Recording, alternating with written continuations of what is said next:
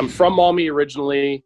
I moved up to open Ink and Iron because I wanted a tattoo shop that was a little bit more than just, hey, picking number 42 off the wall. I wanted something that was really heavy on the custom art end and something that had a little bit more attention to the artistic side of tattooing. And we've been hustling for about 6 years. Got 3 artists that work here and a girl that is the shop manager.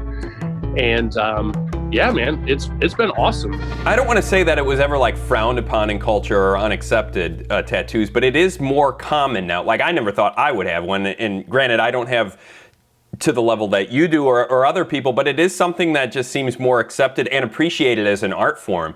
I was a big 1990s NBA basketball fan. I remember when Dennis Rodman had all the tattoos and he was looked at as like, well, this, strange person. Now they all have them. Like almost every NBA player, almost every athlete has tattoos. So it has changed a lot and it is appreciated, like I said, an appreciated form of art. It's definitely been a culture shift. One of the biggest things I think is that, the roots of tattooing have really come to light. It was not just, bikers and people of ill repute that are getting tattoos. This is people that like all over the gambit are getting tattooed.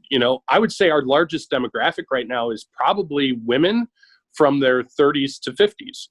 And that's crazy, where years ago that demographic would be like, I can't go to the soccer game rocking my new tattoo on my arm. But you're right, it is. It's way more socially acceptable. And it's still a bit of a learning curve. I think the older folks have kind of a stigma against tattooing, but it's one of those that they're slowly coming around because they realize, I'm just a giant nerd. I'm the guy that's like, hey, I've got Skeletor hanging in my tattoo shop. You know what I mean? Like, so it's an entirely different world right now. I'm glad that you brought that up. You are like a pop culture nerd and a fan of like nostalgia and things like that. How much does that go into your tattooing? Well, just to start off, if you look real close at this is Marty McFly. So, I definitely practice what I preach. I'm definitely a guy where if you come at me and you say, I want Edward Scissorhands or, a sandworm from Beetlejuice, I'm 100% that guy that like, yes, let's go. For me, it doesn't really matter the style. It's not like, I need a cartoon versus realism or whatever. For me, it's way more about subject matter and just trying to crush whatever comes through. And, I'll be honest with you, there's some times where I get done with a tattoo and I'm like, And there's other times when I like get done with a tattoo and I'm like, yo, that's the coolest thing I've ever done. So there's definitely those things where, you have to appreciate what step you take when.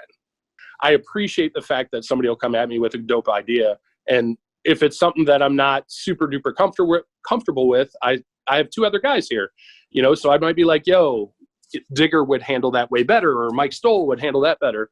And because of the symbiotic relationship we all have, it's so much easier to make sure that every piece that walks out of the shop looks dope.